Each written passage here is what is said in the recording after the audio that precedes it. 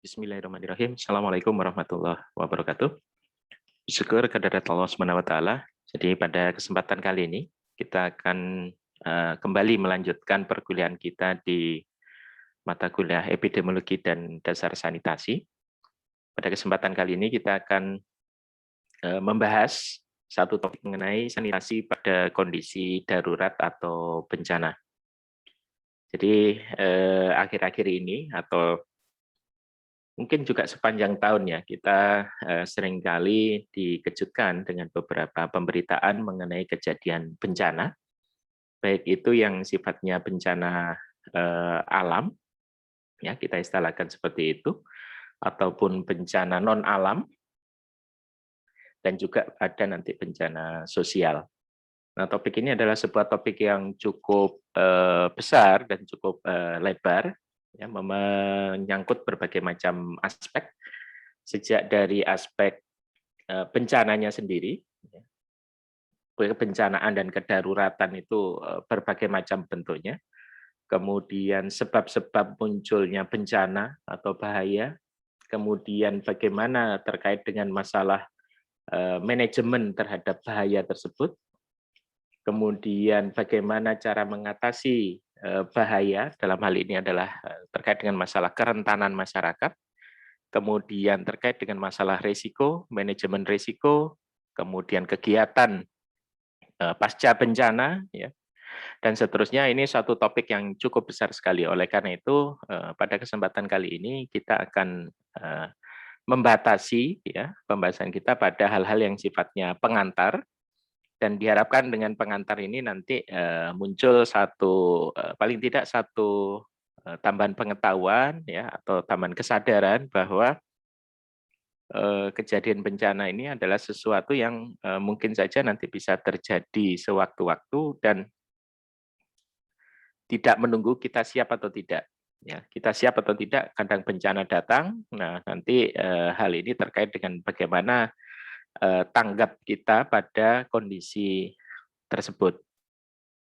Baik, referensi yang kita gunakan adalah beberapa hal ini, terutama Undang-Undang Nomor 24 Tahun 2007 tentang penanggulangan bencana.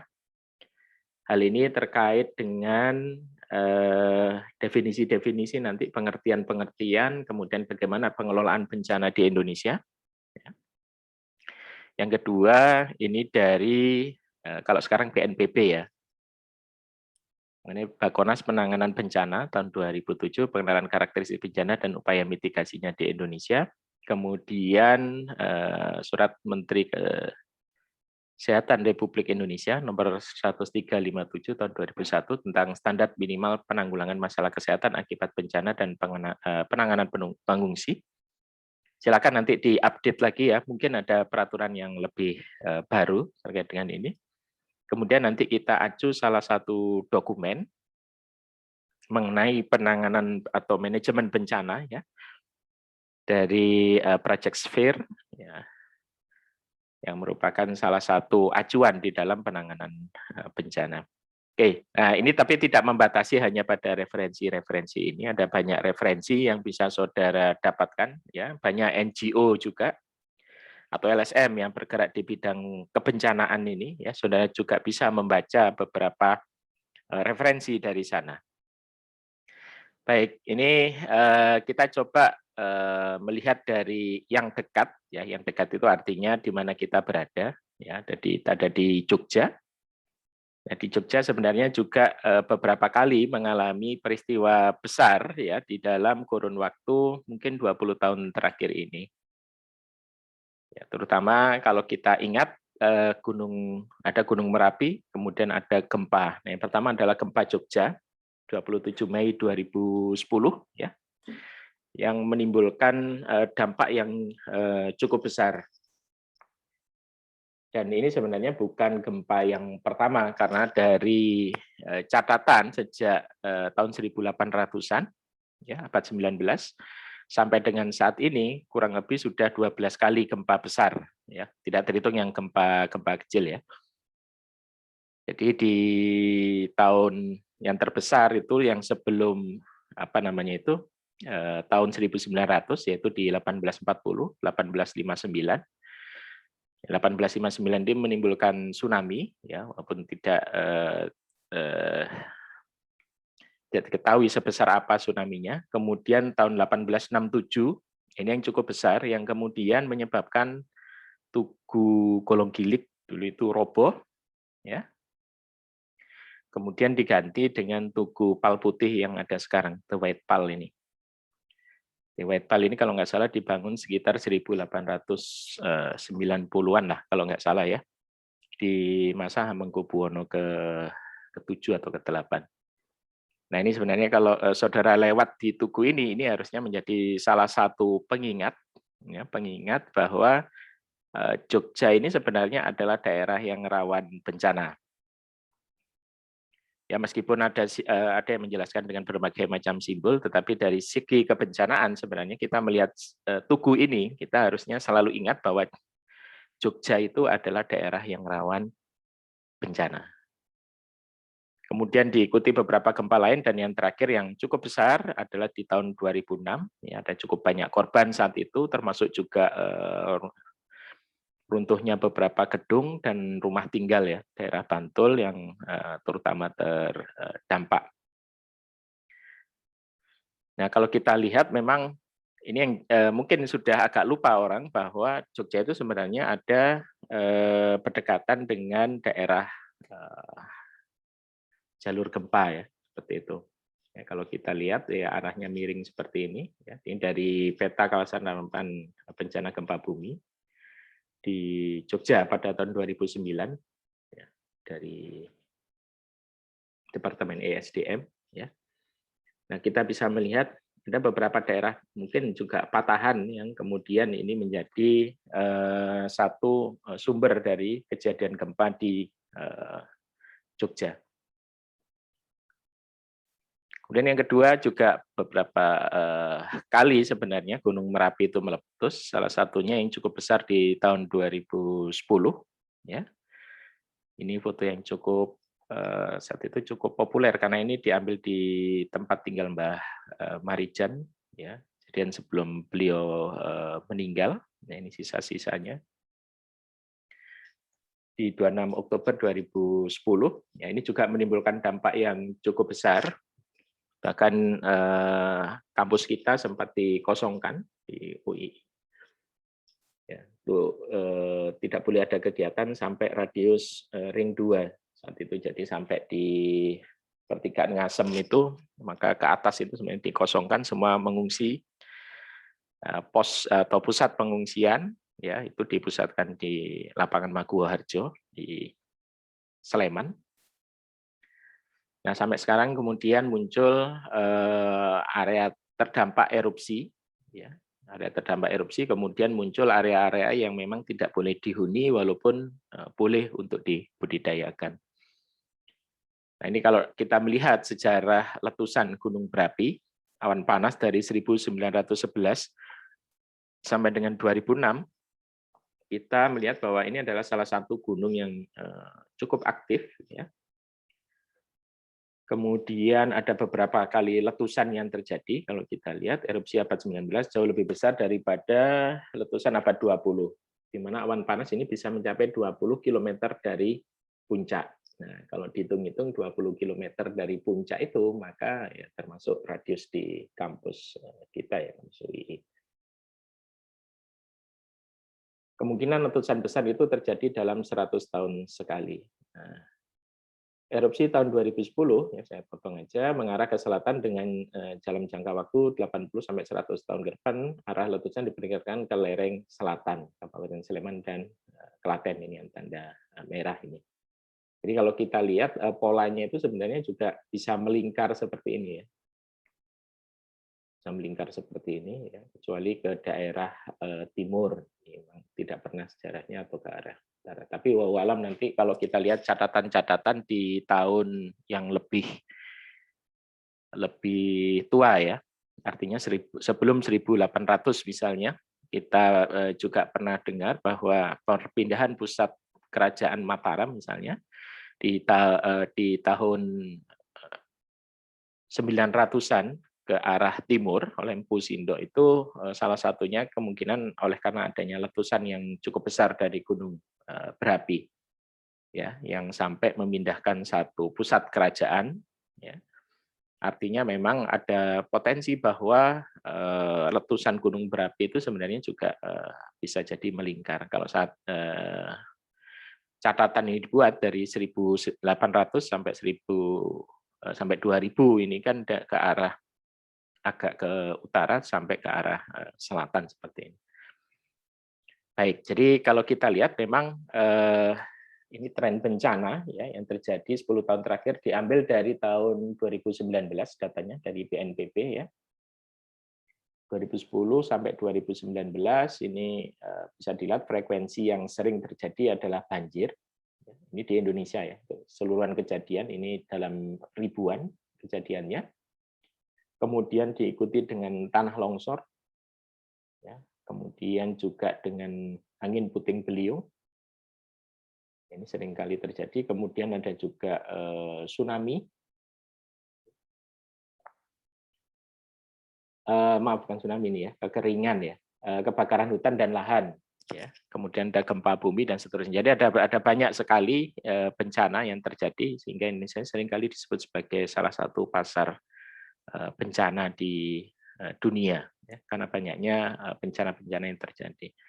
Kemudian ini bencana kebakaran, kecelakaan transportasi dan kecelakaan industri, ya, yang paling banyak sebenarnya ada kecelakaan transportasi kalau kita lihat ya. Kemudian juga adanya konflik atau kerusuhan sosial serta adanya aksi terorisme ya, walaupun tidak banyak tetapi ini kejadian ini juga ada seperti itu. Nah, kalau kita lihat konsentrasi kejadian bencana ini ada di Pulau Jawa ya. Kalau kita lihat mulai dari Jawa Tengah, kemudian Jawa Barat, ya, kemudian di sini ada Jawa Timur, ya, kemudian daerah istimewa Yogyakarta, dan sehingga total di sini kejadian ini cukup besar di tahun 2019. Kita perlu melihat juga tren ke belakangnya seperti apa. Baik, jadi kalau kita lihat tadi sepintas bahwa ada beberapa kejadian bencana, yang kejadian bencana ini adalah kejadian perulangan, ya, yang terkadang dia juga membawa satu dampak ya berupa korban jiwa, korban harta benda, ataupun juga korban secara sosial ya di situ. Kemudian juga kita perlu memahami mengapa bahaya itu muncul. Misalnya kenapa gunung berapi menjadi aktif meletus misalnya, kenapa kemudian terjadi gempa misalnya dan seterusnya. Kemudian yang juga lebih penting adalah bagaimana kita mencari informasi yang terpercaya, bukan informasi yang sifatnya itu hoax, sifatnya itu hanya sekedar apa namanya itu bombastis seperti itu, tetapi tidak jelas dari mana kemudian munculnya informasi itu. Artinya apa? Artinya literasi atau bagaimana kita melek ya, terhadap bencana ini yang menjadi penting, terutama untuk mahasiswa. Ya, sehingga juga tidak serta-merta ikut di dalam informasi yang tidak jelas. Baik, tadi sudah disinggung beberapa peraturan yang terkait ya. Ada Undang-Undang Nomor 24 tahun 2007 tentang penanggulangan bencana, 26 tahun 2007 tentang penataan ruang, kemudian 27 tahun 2007 tentang pengelolaan wilayah pesisir dan pulau-pulau kecil, ya, kemudian terkait dengan pengadaan barang dan jasa, ya, karena ini terkait dengan masalah pengungsi, misalnya bagaimana pendanaan negara, misalnya, kemudian Perpres Nomor 8 tahun 2008 tentang Badan Nasional Penanggulangan Bencana atau BNPB. Baik, kita lanjutkan dengan beberapa pengertian. Yang pengertian ini sebenarnya nanti bisa kita baca di dalam Undang-Undang Nomor 24 ya.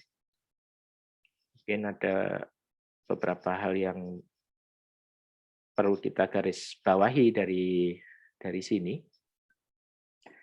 Ya, jadi bencana adalah peristiwa atau rangkaian peristiwa yang mengancam dan mengganggu kehidupan dan penghidupan masyarakat disebabkan baik oleh faktor alam atau faktor non-alam. ya, faktornya alam atau faktor non alam maupun faktor manusia, ya, sehingga mengakibatkan timbulnya korban jiwa manusia, kerusakan lingkungan, kerugian harta benda, dan dampak psikologis. Jadi ada pandangan juga yang mengatakan bahwa tidak ada yang disebut dengan bencana alam misalnya. Kita tidak masuk di dalam diskursus itu, ya, kita mudahkan saja di pengertian kita bahwa ya ini datangnya di luar manusia seperti itu.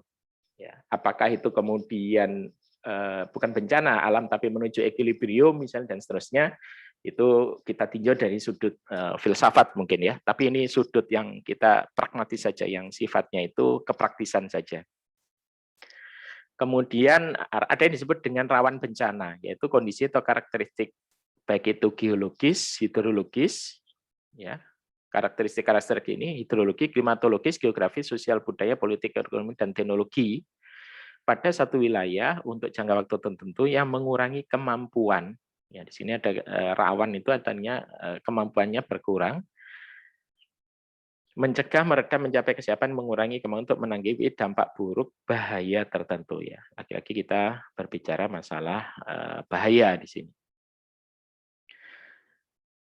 Nah, ini ada beberapa tipe bencana, ya, ada bencana alam, bencana yang diakibatkan oleh peristiwa atau serangkaian peristiwa yang disebabkan oleh alam, berupa gempa bumi, tsunami, gunung meletus, banjir, kekeringan, angin topan, dan tanah longsor. Kemudian ada bencana non alam, yaitu bencana yang diakibatkan oleh peristiwa atau serangkaian peristiwa non alam, antara lain berupa gagal teknologi, gagal modernisasi, epidemi, dan wabah penyakit.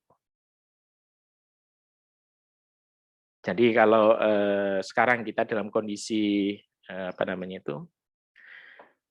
pandemi untuk COVID misalnya saja, maka ini dianggap sebagai bencana ya. Kalau ini bencana ya bencana non alam, bukan bencana alam. Walaupun virus itu sendiri juga berasal dari alam, ya. Nah, mengenai sebabnya nanti ada yang mengatakan dari laboratorium, ada yang mengatakan dari alam dan seterusnya. Tapi dalam definisi tipe bencana ini tidak masuk dalam bencana alam, ini bencana non alam. Ini pengertian alam sendiri itu juga ya lagi-lagi nanti menjadi lebih filsafat ya, seperti itu. Apa sih yang dimaksud dengan alam dan seterusnya, itu jadi panjang. Oleh karena itu secara teknis ya sudahlah, kembali tadi saya katakan bahwa kita pragmatis saja dalam hal ini. Ya, dan toh yang menjadi penting sebenarnya bukan masalah mendefinisikan itu bencana alam atau non alam atau sosial, tetapi bagaimana kita menangani bencana tersebut. Nah, itu lebih nyaman mungkin ya.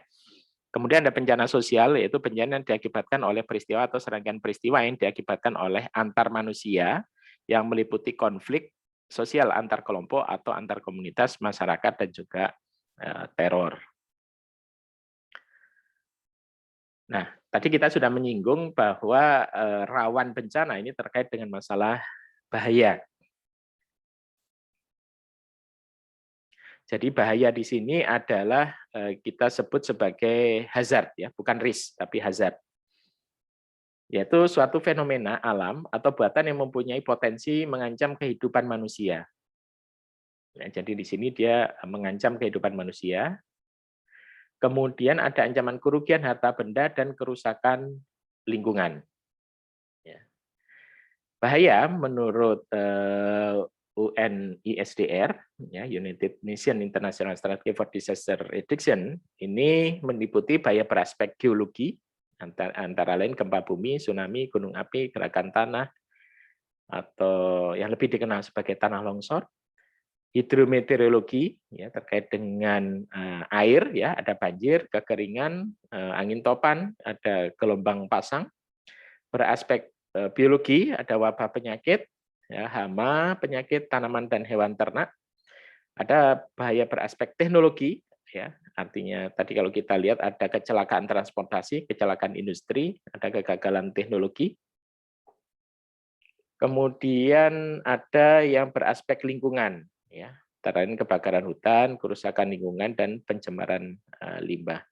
Baik, ini mungkin yang jadi pertanyaan misalnya contoh kegagalan teknologi apa? Mungkin kalau yang terkenal kita kenal ada Chernobyl misalnya. Kemudian ada kejadian di Bhopal misalnya saja, ya.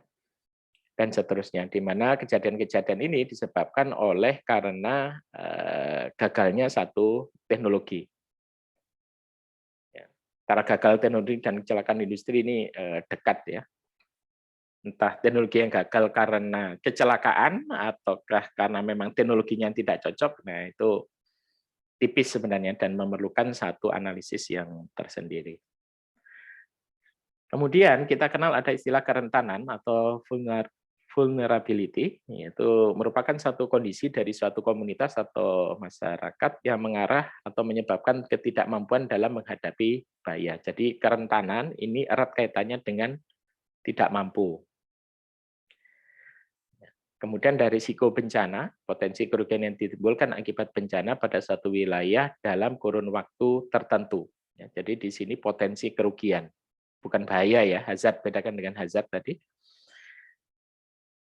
Yang dapat berupa kematian, luka, sakit jiwa terancam, hilangnya rasa aman, mengungsi, kerusakan atau kehilangan harta dan gangguan kegiatan masyarakat.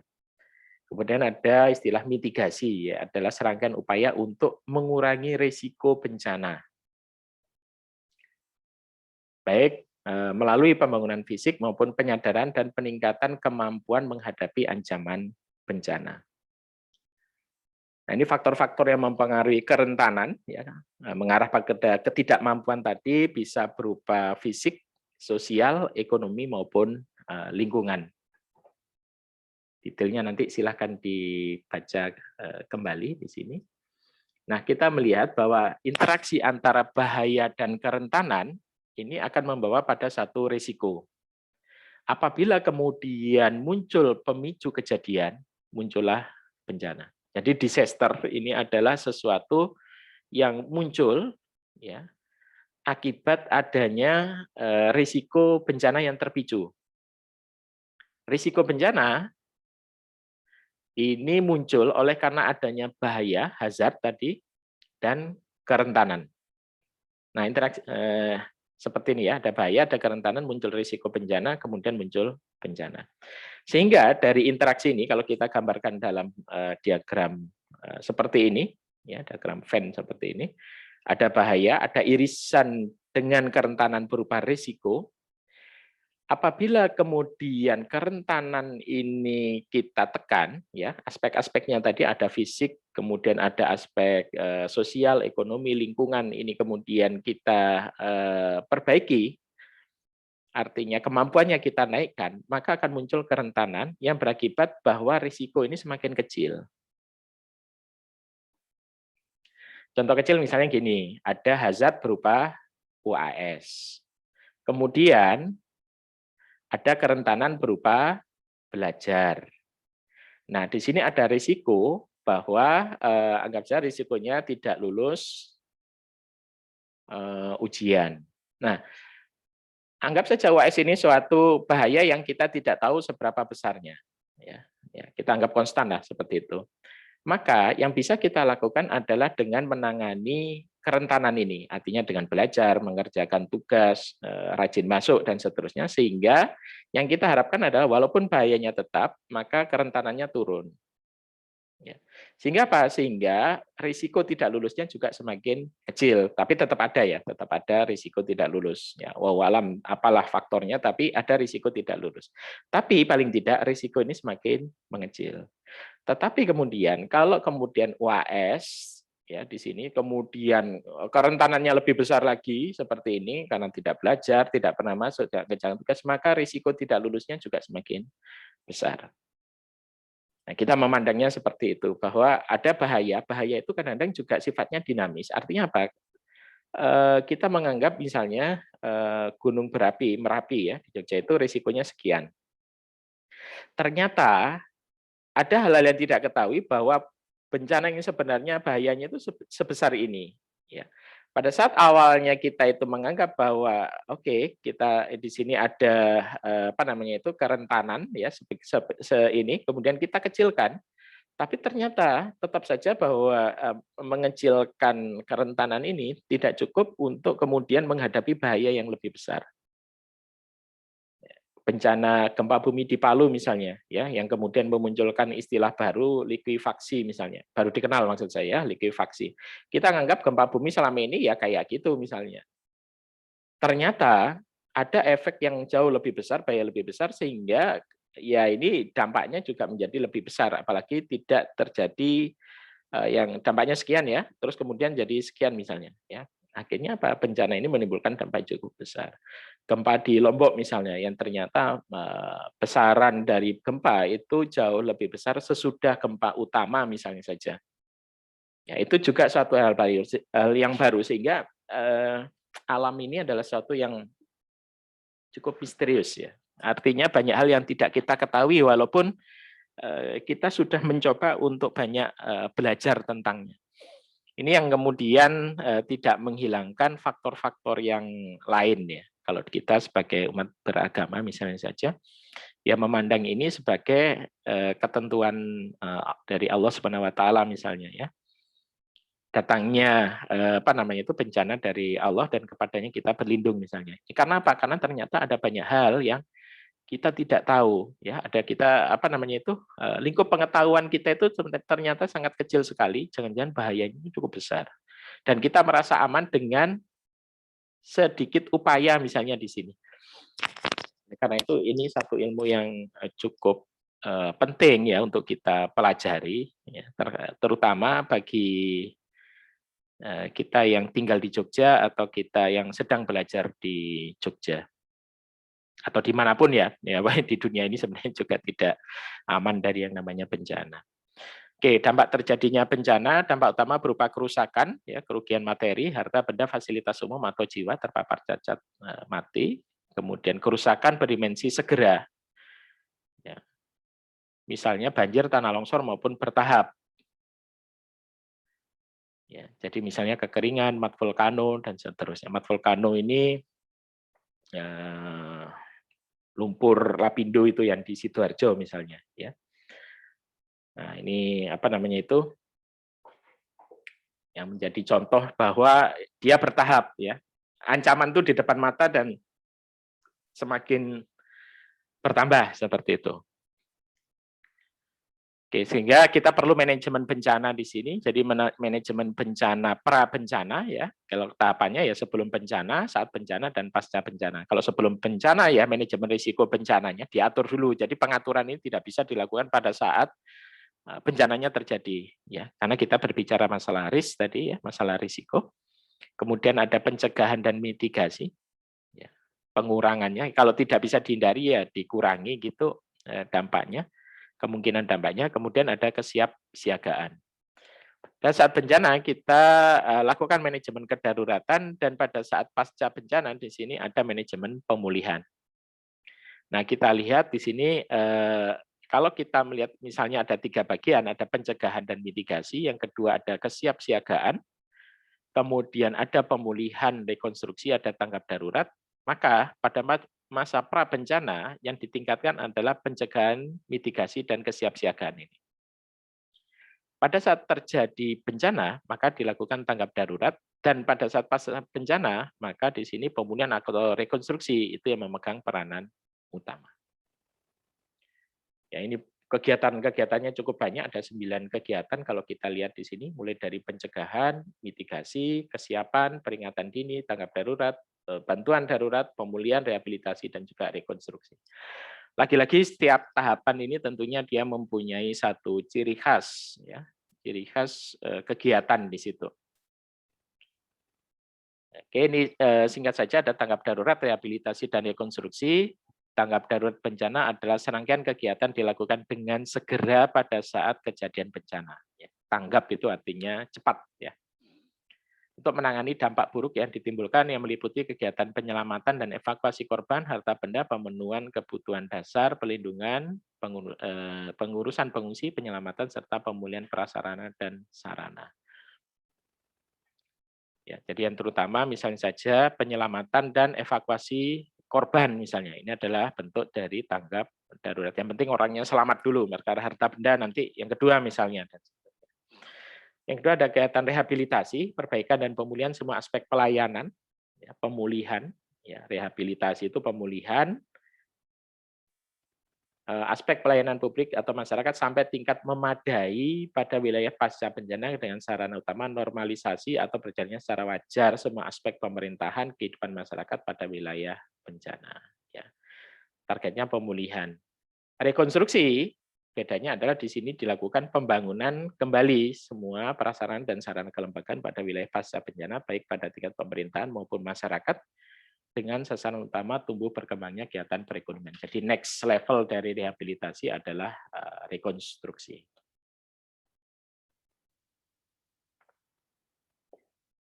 Baik, jadi kita masuk pada satu bagian terakhir mengenai pada pertemuan kita ini, yaitu ada yang disebut dengan sphere project. Jadi pada bagian awal tadi kita melihat mengenai kasus-kasus bencana, kemudian pada bagian kedua dengan berbasis pada pengertian atau definisi dari Undang-Undang Nomor 24 Tahun 2007, kita mencoba untuk melihat hal-hal yang terkait dengan masalah kebencanaan. Nah, yang ketiga adalah bagaimana kemudian kita merespon ya kejadian bencana tersebut. Ada banyak referensi, saya sebutkan di awal perkuliahan, ada banyak NGO misalnya, ada banyak standar dari berbagai macam negara. Nah, saya menggunakan salah satu standar yang sering digunakan dalam kondisi bencana, yaitu terkait dengan sphere. Dulu namanya sphere project. Apa itu sphere atau sphere project? Jadi sebenarnya inisiatif sphere yang sebelumnya disebut sebagai sphere project ini diluncurkan pada tahun 97 oleh sekelompok LSM kemanusiaan dan gerakan Palang Merah dan Bulan Sabit Merah yang membingkai piagam kemanusiaan humanitarian charter dan mengidentifikasi standar minimum yang harus dicapai dalam bantuan bencana. Jadi sebelum 97 kecenderungannya adalah bahwa LSM itu berjalan sendiri-sendiri, ya. Kemudian ada PMI dan Bulan Sabit Merah itu juga jalannya sendiri-sendiri. Sehingga seringkali terjadi bantuan itu menumpuk, tidak terkoordinasi. Sebarannya atau distribusinya tidak merata misalnya. Ada daerah yang numpuk bantuan di situ karena logika atau anggapan kita bahwa oh kejadiannya di situ, maka semua membantu di situ. Padahal ada daerah-daerah lain, spot-spot lain yang sebenarnya juga membutuhkan. Tapi karena tidak adanya koordinasi, daerah-daerah ini menjadi tidak tercover dengan bantuan tersebut. Kemudian juga bentuk bantuan itu nanti makanan-makanan semua misalnya, sehingga ada yang terpaksa harus dibuang misalnya karena basi dan seterusnya. Ini juga karena tidak ada koordinasi. Kemudian juga ada standar-standar yang berbeda antar NGO. Nah, untuk menjembatani ini ada disebut dengan inisiatif sphere ini. Ya, tentunya bentuknya adalah guidance ya, bukan suatu yang wajib, tetapi guidance kira-kira kesamaannya apa sih ya yang bisa kita sepakati dari kondisi-kondisi itu. Kemudian di sini ada 4 sektor utama, bukan 5 ya, ini 4 sektor utama, yaitu pasokan air dan sanitasi, serta higien ya. Kemudian nutrisi dan bantuan makanan, serta tempat tinggal dan layanan kesehatan. Jadi yang pertama adalah pasokan air, sanitasi, dan higien. Yang kedua bantuan makanan dan nutrisi. Yang ketiga tempat tinggal, ya, shelter. Dan yang keempat adalah layanan kesehatan. Kemudian, nah, Sphere ini mempunyai satu buku pegangan. Ya, Anda bisa download nanti dari web di depan tadi ya. Yang buku pegangan ini pertama diterbitkan tahun 2000 setelah secara bersama-sama Piagam Kemanusiaan dan Standar Minimum berkontribusi pada kerangka kerja operasional untuk akuntabilitas dalam upaya bantuan bencana. Ya, jadi untuk buku pegangan Sphere ini keluar 2000. Ya, sebelumnya ada beberapa guidance seperti itu, tetapi kalau yang khusus untuk bencana ini sekitar tahun 2000-an. Kemudian ada nanti terkait dengan masalah piagam kemanusiaan dan standar minimum, yang ini sebenarnya menjadi kerangka operasionalnya. Nah, ini bahwa ada dua keyakinan inti bahwa yang pertama, semua langkah yang mungkin harus diambil untuk meringankan penderitaan manusia yang timbul dari bencana dan konflik. Yang kedua, bahwa mereka yang terkena bencana memiliki hak untuk hidup secara bermartabat. Oleh karena itu, mempunyai hak untuk mendapatkan bantuan. Ya, ini prinsip dasarnya. Bahwa semua langkah yang mungkin harus diambil untuk meringankan penderitaan manusia, siapapun manusianya itu. Dan yang kedua, mereka berhak untuk mendapatkan bantuan secara bermartabat. Jadi artinya bantuan ini tidak boleh kemudian menginjak martabat dari orang-orang yang diberikan bantuan. Nah, dalam hal ini sebenarnya ada 3 hal. Yang pertama buku pegangan, 2 proses kolaborasi yang luas, dan yang ketiga ekspresi komitmen terhadap kualitas dan akuntabilitas. Jadi kita punya buku pegangan, guidance tadi. Yang kedua proses kolaborasi yang luas, ya, kerjasama yang luas, tidak terbatas seperti itu, siapapun yang mempunyai kepentingan yang sama kita bisa berkolaborasi. Yang ketiga adalah komitmen terhadap kualitas dan akuntabilitas. Nah, kemudian di sini secara prinsip dan dasar, ya, adalah 3 hal ini. Yang pertama humanitarian charter, ya, piagam kemanusiaan. Yang kedua adalah konsep perlindungan, prinsip perlindungan. Yang ketiga adalah core humanitarian standard, ya, standar kemanusiaan, ya, inti dari standar kemanusiaan. Jadi 3 hal ini yang menjadi prinsip-prinsip dasar dan juga landasan.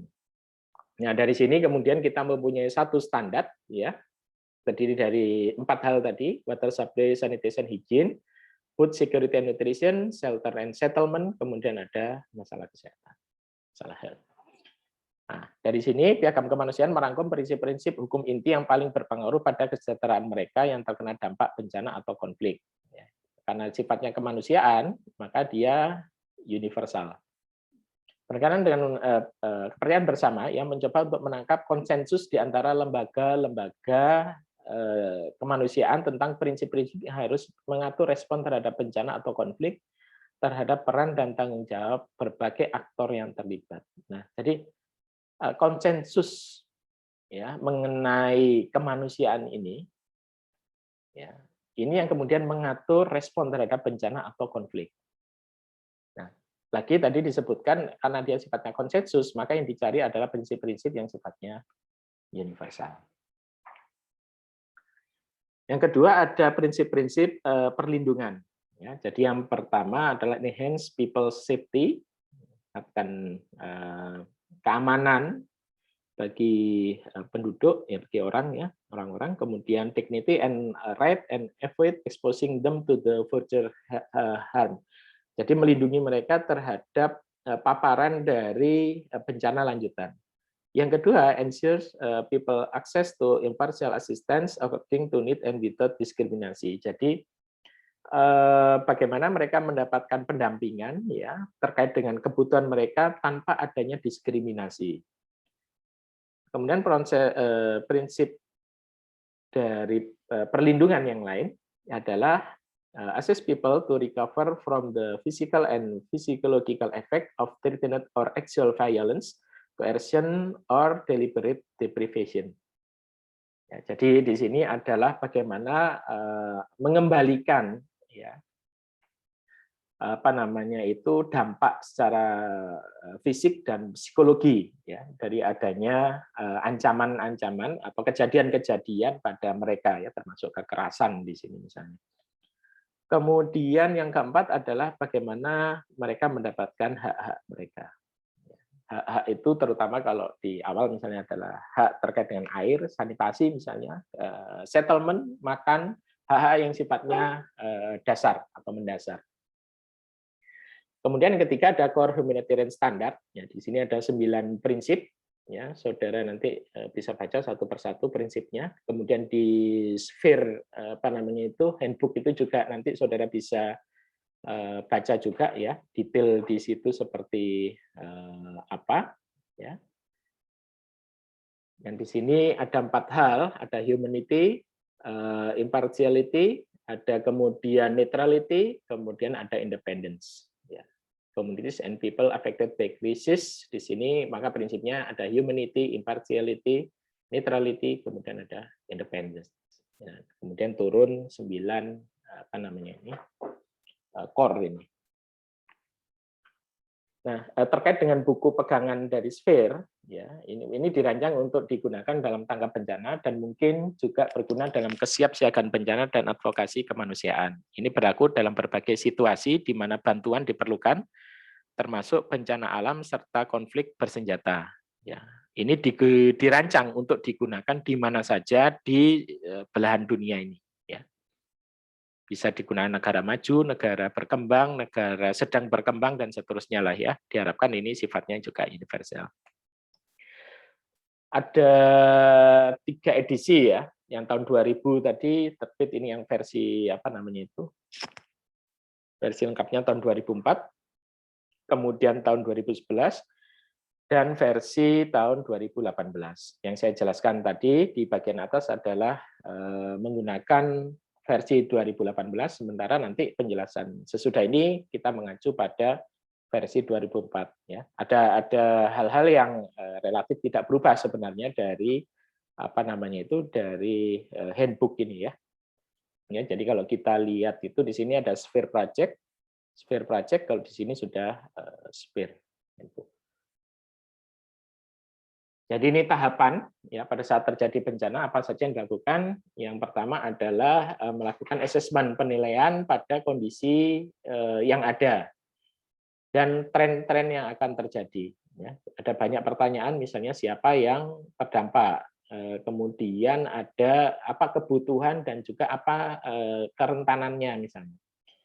Apa yang kemudian terkait dengan strategi dan kapasitas displace mobile, apakah are affected people, what are affected people priorities ya, apa yang terkait dengan prioritas untuk orang-orang ini. Kemudian semuanya ya, baca ini agak-agak detail di sini.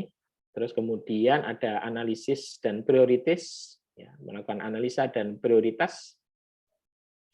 Kemudian dilakukan review terhadap opsi dan memutuskan bagaimana respon itu harus diberikan. Yang terakhir ada design a program built on equality, built on quality and accountability. Jadi tahapannya ada 4 tahap, mulai dari penilaian kondisi terkini, melakukan analisis dan prioritas, mereview pilihan-pilihan dan memutuskan apa yang harus dilakukan sebagai respon ya kita sampaikan. Kemudian bagaimana mendesain satu program yang berbasis pada satu kualitas dan juga akuntabilitas. Ya, prinsipnya seperti itu. Nah, dalam penjelasan-penjelasan berikut mungkin kita akan secara spesifik saja berbicara masalah water, kemudian juga sanitation dan hygiene promotion ya. Beberapa mungkin juga akan saya lewati karena sifatnya adalah pendetailan dari konsep-konsep. Yang pertama ada standar dan indikator. Standar tersebut didasarkan pada prinsip bahwa penduduk yang terkena bencana memiliki hak untuk secara bermartabat, ya, kemudian memiliki bersifat kualitatif dan dimaksudkan untuk universal dan dapat diterapkan di lingkungan operasi apapun. Indikator kunci sebagai ukuran standar dapat bersifat kualitatif dan kuantitatif. Ya. Kemudian mereka berfungsi sebagai alat untuk mengukur dampak dari proses yang digunakan dan program yang dilaksanakan. Tanpa indikator, standar tidak lebih dari pernyataan niat baik, sulit untuk dipraktekkan. Jadi indikator itu harus berupa angka-angka, ya, kuantitas ya, atau kualitatif. Cukup apa namanya itu? Kalau kualitatif kan cukup, tidak cukup, kurang dan seterusnya. Kalau kuantitatif, misalnya kebutuhan air sekian liter per hari misalnya. Ya, jarak ini sekian misalnya ya. Jadi ini untuk mempermudah penilaian, ya, standar-standar ini untuk mempermudah penilaian.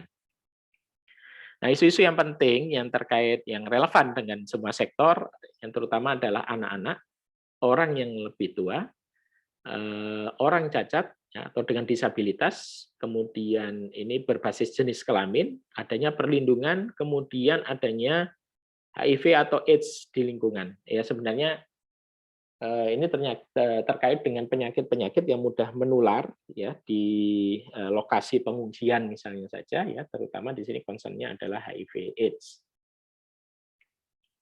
Jadi terkait dengan water supply, sanitation, hygiene promotion, ya ini kalau hygiene promotion ada di standar 1, program design implementation, water supply terkait dengan access and water quantity-nya, standar 1, standar 2 water quality, standar 3 water use and facilities and goods ya.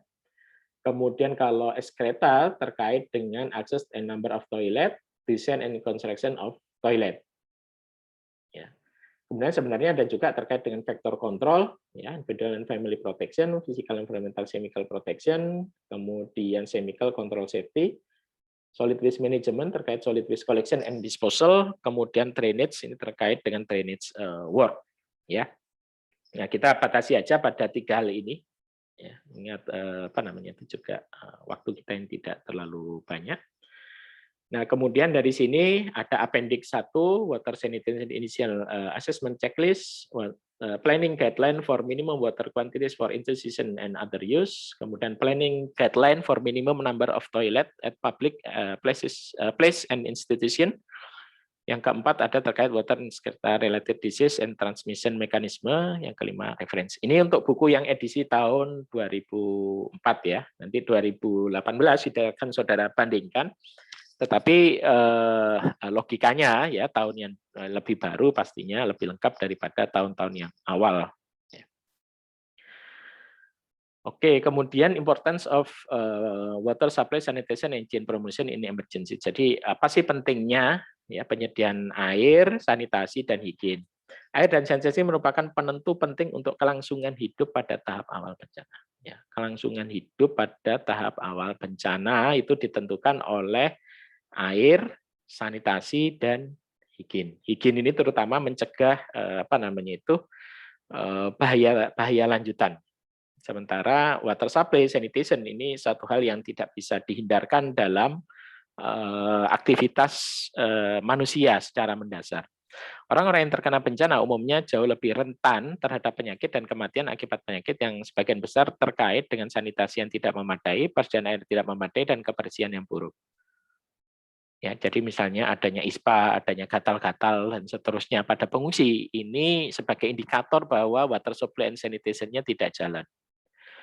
Yang paling signifikan dari penyakit ini adalah penyakit diare dan penyakit menular yang ditularkan melalui jalur faeko-oral. Ya, jadi pada saat bencana misalnya fasilitas sanitasi itu rusak sehingga tidak bisa digunakan, sehingga orang cenderung karena ini tidak suatu kebutuhan yang sangat mendasar yang tidak bisa kemudian dihilangkan atau diganti seperti itu untuk buang air ini, akhirnya ya mereka buang air misalnya sembarangan. Ya, kembali ke zaman BABS misalnya saja, yang ini sebenarnya risikonya adalah penyakit-penyakit yang terkait dengan pencernaan ya, terutama diare. Maka salah satu bentuk tanggap darurat misalnya di kawasan pengungsian ya ada dia menyediakan sarana toilet ini.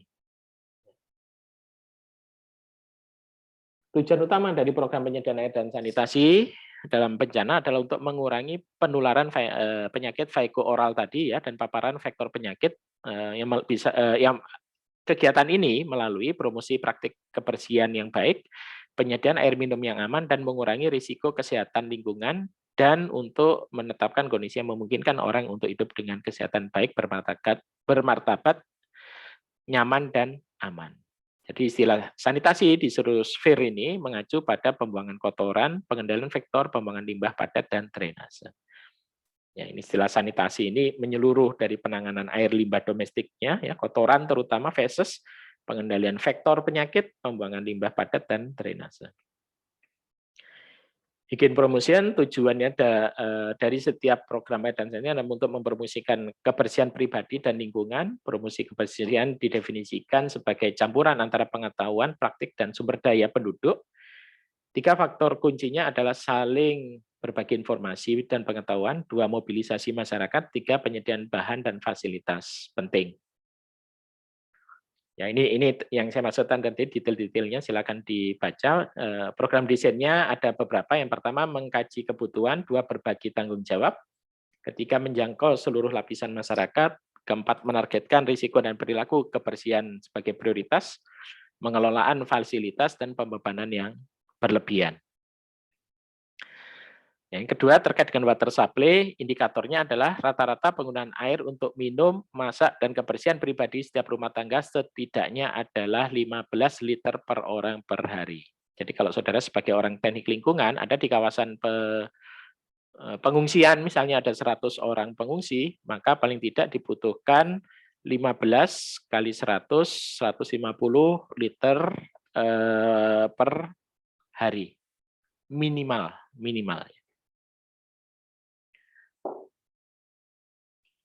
Jarak maksimum dari setiap rumah tangga ke titik air terdekat adalah 500 meter, setengah kilometer. Waktu antrian tidak lebih dari 15 menit. Dibutuhkan tidak lebih dari 3 menit untuk mengisi wadah 20 liter. Sumber dan sistem air dipelihara sedemikian rupa sehingga jumlah air yang sesuai tersedia secara konsisten dan teratur. Ini masalah kontinuitas. Jadi kalau ini tadi masalah kuantitas ya, kuantitasnya harus cukup. Di sini kontinuitasnya juga harus dapat. Terus di sini masalah jarak, masalah waktu, tiga hal ini adalah masalah keterjangkauan. Jadi terjangkau dari sisi jarak, terjangkau dari sisi waktu untuk menunggu, dan juga waktu untuk mengisi airnya. Nah ini apa namanya itu, kenapa muncul angka 15 ini tadi, ya minimal, ya kira-kira lah untuk survival need, ya setiap orang 2,5 sampai 3 liter per hari. Kemudian untuk basic hygiene practice, ya apa namanya itu, untuk buang air dan seterusnya kira-kira 2 sampai 6 liter per hari. Sedangkan untuk memasak antara 3 sampai 6 liter per hari. Ya, sehingga total kita dapatkan di sini ada 15 liter per hari, atau kalau ya nggak dapat air segini untuk apa namanya itu per orangnya ya paling tidak 7,5. Tidak kurang dari itu. Depend on climate and environmental psychology, kemudian depend on social cultural norms, ya, kemudian depend in food type, social as well as cultural norms. Jadi ini kenapa kebutuhannya segitu ya? Dari mana kita memutuskan ya terkait faktor-faktor ini. Oke, indikator kunci untuk akses dan kualitas. Ya, jadi tadi itu masalah kuantitas, masalah kontinuitas, masalah keterjangkauan. Nah, kalau di sini lanjut untuk keterjangkauan dan kualitas, di sini risiko kontaminasi tinja yang rendah. Tidak ada coliform feces per 100 mili pada titik pengiriman. Jadi model-model disinfeksi ini menjadi penting. Ya. Kemudian orang-orang minum dari air sumber yang dilindungi atau diolah daripada sumber air yang tersedia. Langkah-langkah yang diambil meminimalkan kontaminasi pasca pengiriman, ya, untuk suplai air perpipaan atau untuk semua suplai air pada saat berisiko atau ada wabah diare. Di sini diberlakukan dengan disinfektan, ya, nanti disebutkan di sini. Tidak ada efek kesehatan negatif yang terdeteksi karena penggunaan jangka pendek air yang terkontaminasi oleh bahan kimia. Lanjut, indikatornya setiap rumah tangga memiliki setidaknya 2 wadah penampungan air berukuran sebanyak 20 liter, wadah penyimpanan air memiliki leher dan atau penutup yang sempit, setidaknya 250 gram sabun tersedia. Ya, jika fasilitas mandi umum diperlukan, tersedia bilik mandi yang cukup dengan bilik terpisah untuk pria wanita. Jika fasilitas binatu bersama diperlukan, setidaknya ada 1 bak cuci per 100 orang dan area pencucian pribadi tersedia bagi wanita. Kemudian partisipasi semua kelompok rentan didorong secara aktif dalam penempatan pembangunan fasilitas. Ini tadi yang apa namanya itu orang tua, perempuan, anak-anak, ya, kaum disabilitas ini juga harus ada suara di dalam penentuan-penentuan ini. Jadi tidak hanya perhitungannya orang yang sehat saja atau yang apa namanya itu yang mempunyai fisik yang baik yang misalnya dapat mengakses, sementara yang tidak dapat mengakses. Nah ini yang perlu kita apa namanya itu perhatikan. Nah ini untuk kebutuhan untuk sarana prasarana yang lain ya, misalnya untuk rumah sakit, kemudian untuk penanganan kesehatan, ya misalnya kolera center, untuk sekolah misalnya apabila ada sekolah, kemudian untuk masjid. ada public toilet ya dan seterusnya. Di sini ada kebutuhan minimum di luar yang itu tadi ya, yang 15 liter orang per hari tadi. Kemudian ini untuk institusi ya, misalnya ada untuk apa namanya itu pasar ya dan seterusnya. Oh ini toilet ya. Untuk pasar, kemudian rumah sakit ya, untuk sekolah dan seterusnya. Ya, ini jumlah minimum toiletnya. Ini beberapa metode untuk simple water treatment, misalnya menggunakan aplikasi SODIS, ya, solar disinfection, ya, dengan menggunakan sinar matahari, atau menggunakan filter membran keramik. Ya. Yang ketiga adalah terkait dengan excreta disposal, pembuangan dari tinja dan urin. Ya. Maksimal 20 orang menggunakan setiap toilet. Kemudian penggunaan jamban diatur oleh rumah tangga atau dipisahkan berdasarkan jenis kelamin. Toilet terpisah untuk pria dan wanita tersedia di tempat-tempat umum. Toilet bersama atau umum dibersihkan dan dirawat sedemikian rupa sehingga dapat digunakan oleh semua pengguna yang dituju. Toilet tidak lebih dari 50 meter dari tempat tinggal. Toilet digunakan dengan cara yang paling higienis dan kotoran anak-anak dibuang segera dan higienis juga. Jadi tidak asal terus karena kondisi bencana orang asal membuang tinja misalnya, terutama anak-anak. Lagi karena tadi faktor oral tadi ya, transmisinya. Indikator utama desain konstruksi penggunaan toilet. Satu, penggunaan toilet, pengguna terutama wanita telah berkonsultasi menyetujui penempatan dan desain toilet. Toilet dirancang, dibangun, ditempatkan untuk memiliki fitur-fitur ini. Ya, silakan dibaca nanti desainnya karena ini sifatnya teknis. Jamban lubang atau pit lantern dan tempat perendaman shock waste untuk sebagian besar tanah setidaknya 30 meter dari sumber air, tanah dan dasar jamban setidaknya 1,5 meter di atas permukaan air. Ya, ini model-model yang pit lantern seperti ini kondisi yang sangat darurat. Kalau model sekarang barangkali sudah ada WC-WC darurat itu, ya, yang seperti digunakan di konser, ya, atau apa yang ada berupa bilik-bilik ini, terus kemudian di bagian bawahnya ini ada tempat penampungannya, kemudian nanti ada ini dikuras oleh truk seperti itu, ya, lebih higienis ya daripada yang. Tapi dalam kondisi yang belum ada bantuan dan seterusnya, maka paling tidak pit lantern ini dengan kemudian di cover menggunakan tanah. Dan yang saya tumpahan dari sistem buang air besar tidak boleh mengalir ke sumber air permukaan, sumber air tanah dangkal. Orang yang mencuci tangan setelah buang air besar dan sebelum makan dan menyiapkan makanan. Kemudian orang-orang diberikan alat dan bahan untuk membangun, memelihara, membersihkan toilet mereka sendiri jika sudah ada atau sesuai. Oke, di sini kemudian water and scarcity related disease and transmission mechanism, saya kira tidak perlu diulang ya. Nah, pada bagian akhir ini checklist general tadi sebenarnya di bagian awal juga sudah ada yang di 4 tahapan itu ya, yang perlu kita buat ya.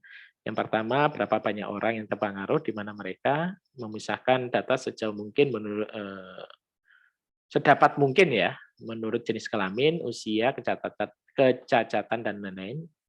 Apa kemungkinan pergerakan orang ya, apa faktor keamanan bagi orang yang terkena dampak, apa yang terkait dengan air sanitasi pada saat ini atau yang terancam penyakit, sejauh mana dan evolusi masa yang diharapkan, siapa orang-orang penting yang harus dikonsultasikan, siapa orang-orang rentan dalam populasi dan mengapa, apakah ada akses yang sama untuk setiap fasilitas yang ada, apakah ada risiko keamanan untuk anak perempuan dan anak perempuan, praktik air dan sanitasi apa yang biasa dilakukan penduduk sebelum keadaan darurat. Ya, ini secara general ya, detailnya nanti tentunya ada hal-hal yang juga harus ditanyakan.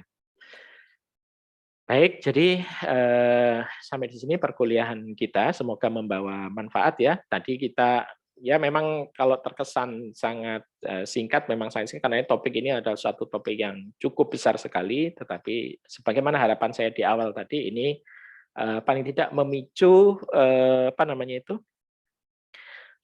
perhatian kita ya pada kondisi bencana dan bagaimana kemudian mengatasi kondisi-kondisi bencana ini. Tentunya segala hal ya harus dipraktekkan, tapi bukan berarti kita berharap adanya bencana.